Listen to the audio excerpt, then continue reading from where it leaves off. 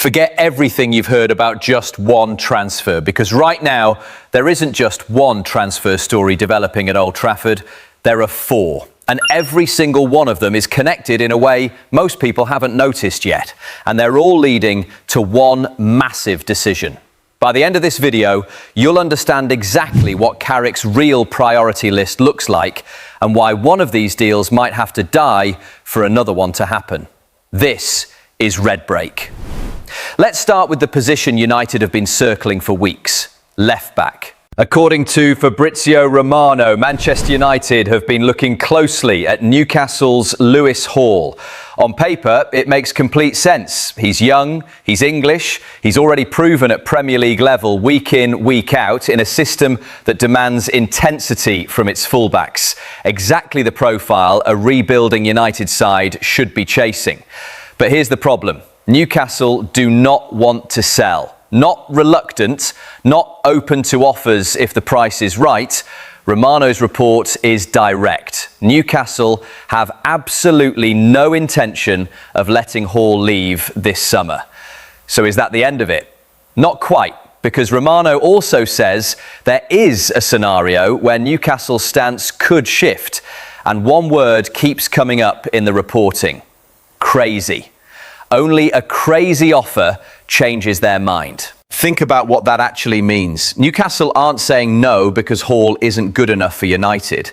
They're saying no because they know exactly what they've got. A young, homegrown, England-qualified left-back who fits the modern game perfectly and who they don't need to sell for financial reasons. Newcastle aren't a selling club under pressure. They're a club with Champions League football and a manager who trusts his squad depth. That's not a player clubs let go cheap. That's a player clubs build around. So the real question isn't, will United sign Lewis Hall? The real question is this: how much is United actually willing to spend to force Newcastle's hand on a player they don't have to sell? Because right now, nothing in the reporting suggests that number exists. Not yet, anyway. And that matters more than it sounds, because United's left-back situation isn't just a nice to have. It's been flagged internally as a genuine priority position heading into this window, which means if Hall stays out of reach, United can't just quietly move on and forget about it. They need an alternative plan at that position. And right now, no clear alternative has been reported publicly. That's the kind of gap that forces clubs into panic business in the final days of a window, overpaying for a lesser option because the top target proved unmovable, simply because the position can't be left short. And there's another layer to this. Every week that passes without progress on Hall is a week when Newcastle's confidence grows. The longer a no holds, the more it hardens into policy. So if United genuinely want him, time is already working against them. So keep this one in the back of your mind, because how this resolves could shape everything else United do before deadline day. But hold on, because while that story sits and simmers, something completely different has just landed. And this one is about attack, not defence. Rafael Leao has been offered to Manchester United. That's according to Ben Jacobs. Not United scouting him, not United making an approach. This is Leao's side offering him to United. And here's the twist nobody expected. United haven't bitten. Think about that for a second. One of the most explosive wingers in Serie A, a player who's been linked with major English clubs for years, lands directly on United's desk, ready to be discussed. And the response so far has been silence. Why would that happen? There are a few possibilities here, and it's worth walking through all of them properly. Maybe it's about profile, and United simply don't see Leao as the right fit for how Amorim wants his wide players to function within a back three system. Maybe it's about wages and structure, given how AC Milan have historically valued him and what any deal would cost in salary alone. Or maybe it's simpler than that. United already have other priorities right now, and a forward, however talented, isn't currently at the top of that list. Reports suggest United have looked at other options recently, which tells you this isn't a position they're desperate to fill immediately. That's an important detail because it reframes the whole story. This isn't United rejecting Leao outright, it's United not treating him as urgent. But here's where it gets interesting. Being offered and ignored doesn't mean a player disappears from the conversation. It often means the opposite. Agents don't stop pushing after one quiet response. Expect this name to resurface, possibly with better terms attached as the window edges closer to deadline day and Milan's own patience starts to run thin. Or someone else could move first. A rival club sees hesitation from United and swoops in while the door is still open. And if that happens, don't be surprised if this becomes one of those "the one that got away" stories fans bring up for years, the way certain names always do in United's transfer history. Nothing has been agreed, nothing is close. But this is a name to remember, not forget. That's not even the biggest story today, because while Leão sits on the back burner, there's a midfielder who's still in the conversation, quietly, consistently, without ever quite becoming the headline. Sander Berge. According to Jacobs, Berge remains an opportunity for United, not a done deal, not advanced talks, an opportunity. That word matters more than people give it credit for. It means the door is open. It means United see something usable there. But it also means United have been looking elsewhere too, weighing Berge against other names rather than committing fully. So why does Berge keep surviving every round of United's midfield search when so many flashier names get floated and quietly forgotten within weeks? Maybe it's versatility. The ability to play multiple roles across midfield without needing the entire system rebuilt around him. Maybe it's value, a deal that wouldn't blow up the rest of United's summer spending or force compromises elsewhere. Or maybe it's simply availability.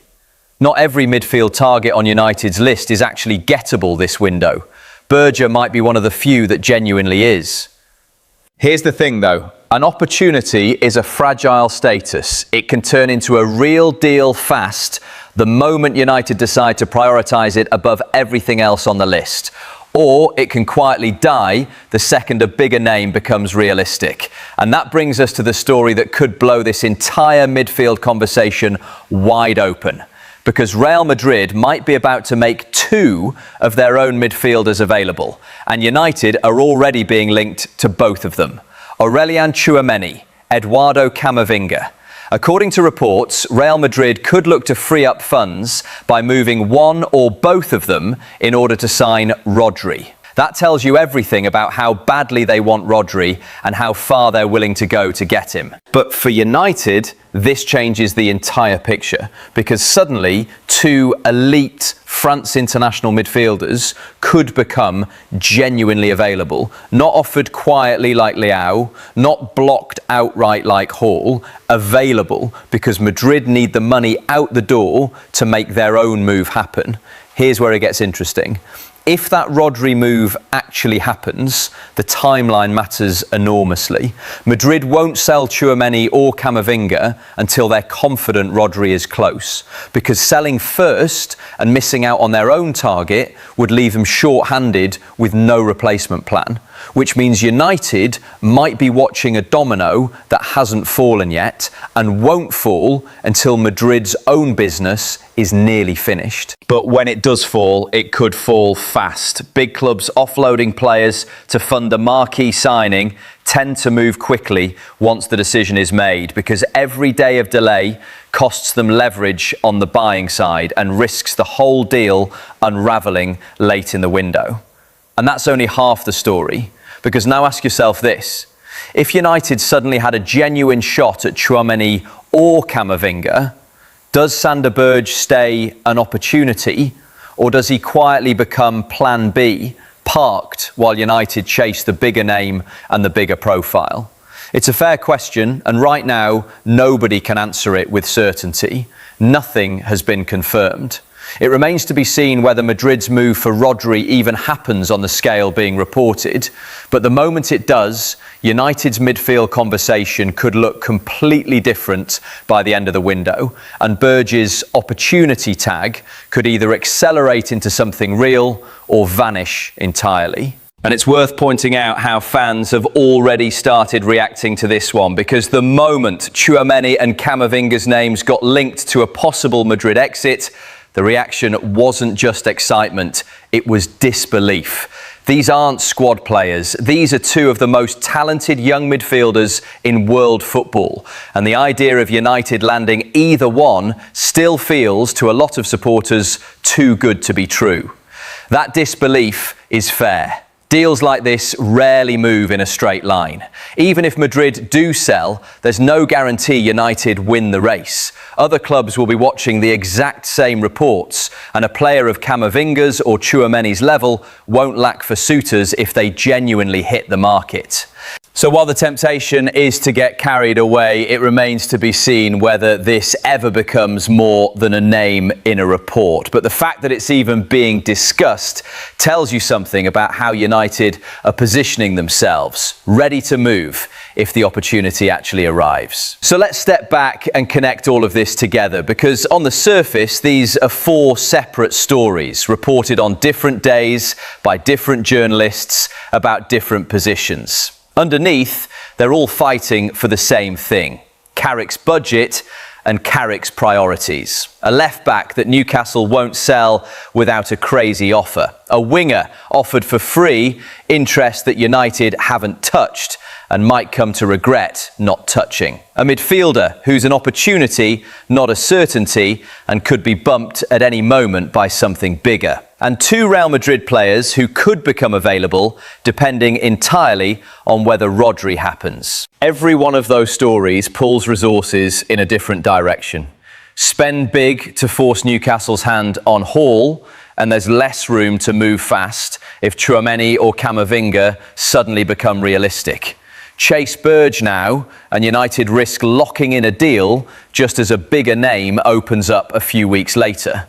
Ignore Leão completely, and there's a chance a rival takes advantage of United's hesitation and takes him off the market for good.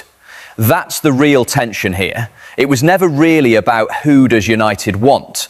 It's about who can United actually afford to wait for and who can they not. And that's exactly why the final weeks of this window matter so much. Nothing here is decided. Hall isn't signed, Leão isn't close, Berge isn't confirmed, Madrid's midfielders aren't officially for sale, but every single one of these stories could move at any moment. And when one domino falls, it could change which of the other three actually happens, or whether they happen at all. Think about how quickly transfer windows can flip.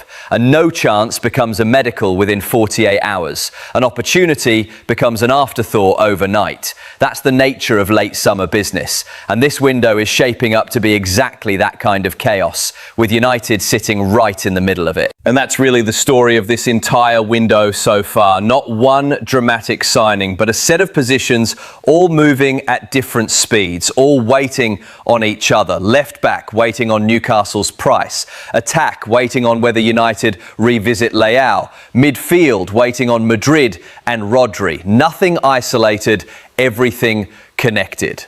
Which means the next update on any one of these stories could tell us far more about United's summer than it first appears. A shift in Newcastle's stance on Hall could free up funds elsewhere. A concrete Rodri move to Madrid could suddenly put two top midfielders on the table.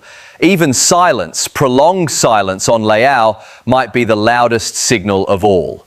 That's why this window is worth watching so closely right now. Not because one deal is close, because four different stories are all building toward a moment where United will have to choose.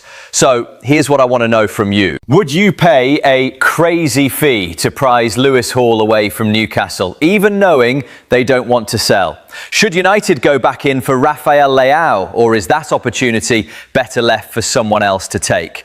And if Real Madrid do sell to fund Rodri, which one would you rather see at Old Trafford, Tchouameni or Camavinga? Drop your answer below, because I genuinely want to see where the fan base lands on this one. If you enjoyed today's update, don't forget to like, subscribe to Red Break and turn on notifications so you never miss the next twist in this transfer window. Stay red.